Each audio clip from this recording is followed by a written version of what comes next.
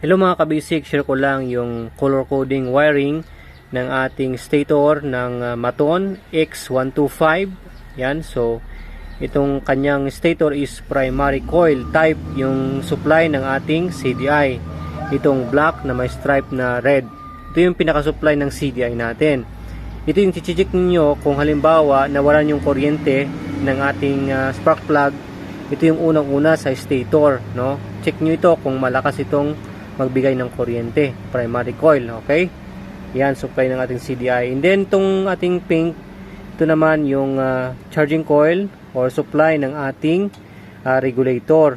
Check nyo ito kung meron ding lumalabas na kuryente na AC, no? AC volts. Ito naman, ganoon din, lighting coil, supply din ng mga ilaw, okay? At syempre, supply ng ating regulator to, okay?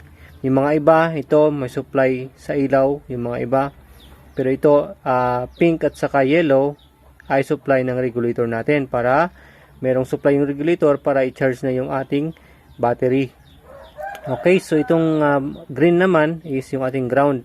May stripe na white.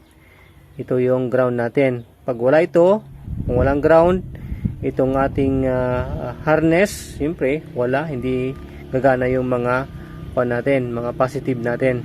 At ito naman, yung blue na may stripe na white is yung pulsar natin, yung nagta-timing ng kuryente na galing sa ating stator. Okay, papunta ito sa CDI natin.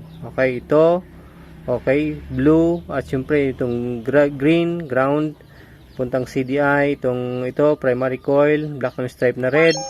Alright, so yun lamang mga kabisik, na basic na color coding wiring ng ating stator ng Maton, no? Maton X125. Yan, Maton X125. Alright.